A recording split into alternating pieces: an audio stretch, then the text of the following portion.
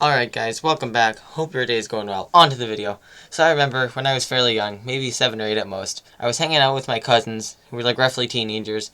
Now this wasn't a normal thing really. They lived like several hours away, but they were in town, so our parents masterminded this get-together as a way to catch up on stuff.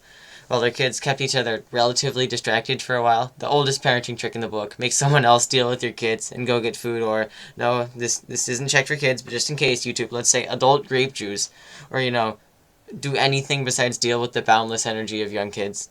The main thing that stood out about this time is that they dropped us off at this like super weird park kind of place. One that had maybe the most unsafe and yet hilariously bad ideas ever cobbled together on the face of the earth. It was a park entirely created by kids, where they would give you like a legit construction tool to start, say like a screwdriver, and then you would go around the park looking for loose nails and scrap and stuff to collect. Once you had that, you would turn those in and be rewarded with a higher tier tool, so you could do all the fun stuff like accidentally saw your arm off or drill your eye out or, cut off your finger and need to get emergency surgery. Um, yeah, this place was like the child of if three 7-Eleven employees took all the various drugs they could find, got more anyway, and then went to Home Depot on Black Friday and stocked up on the most random clearance crap they could find. Then decided in a stroke of genius they should buy like half an old parking lot, fill it with sand, cage it in with a fence straight out of a zombie apocalypse movie with barbed wire and old plywood, fiberglass, sheet metal, I don't know what else.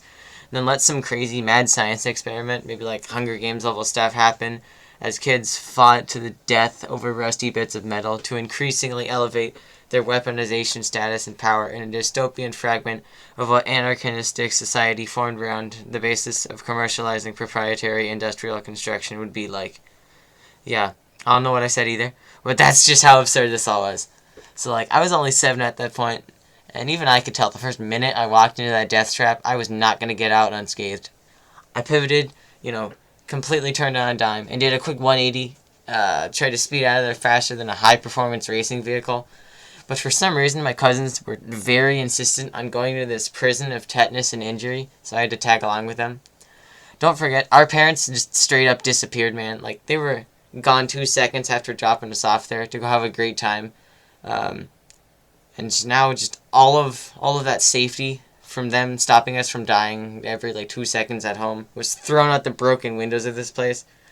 I don't honestly remember much of what happened while there, though I do know there were like 20 other kids there running around wildly with screwdrivers and knives and stuff, so I have to assume the worst. I think thankfully there were a few vaguely adult people supervising, but it mostly seemed like college students trying to earn a little extra money over the summer. So, like, if I got hurt, there was a 20% chance they were just gonna leave me to bleed out or something.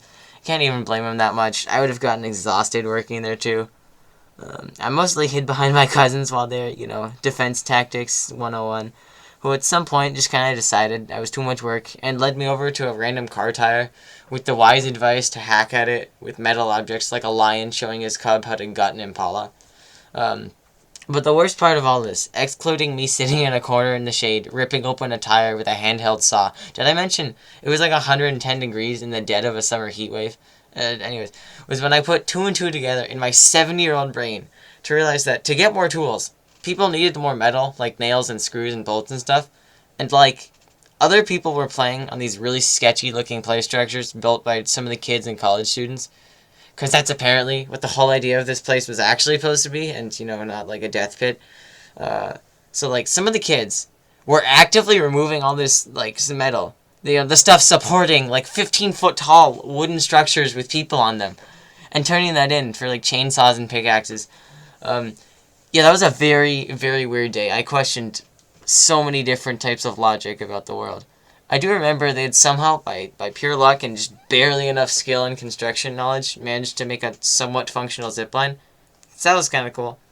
Only a few splinters and sandburns along the way from that. But by far, was better using that than being over by the kids creating like a revolutionary government to overthrow the college workers, who were arming themselves with the most dangerous construction equipment there, and like destroying planks of wood and rubber tires through sheer violence, making like oil can fires and whatnot. So like, hey, the zip line looked safe by comparison. There might have been a slight chance I got heat stroke from that too, since again it was super hot out and this place was full of sand and metal.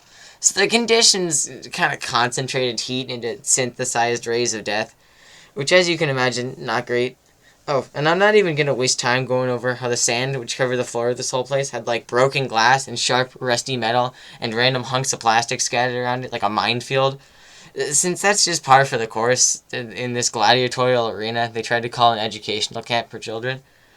Long story short, that camp was insane. I can't believe there's not one of those like hour-long documentaries exposing it for all the dangerous stuff that happened. And my cousins made sure I had like at least 4 fingers on each hand as we were leaving. So maybe you could consider me supervised. But I didn't think so. At least my mom came back at that point, so I didn't die from the experience. Though, like, I genuinely think the conditions there could have led to some like lawsuit at one point. I wouldn't be surprised if they hadn't. Like, surely. And then after we drove home, me now with a new appreciation for how nice it was to not be worried about getting hurt and dying every 5 seconds. And for my downright traumatizing experience, I think my mom gave me like a granola bar. So, everything turned out great. 7-year-old me, super happy. All right in the end. Alright, that's about it. Make sure to subscribe. Have a great day. And I'll see you next time.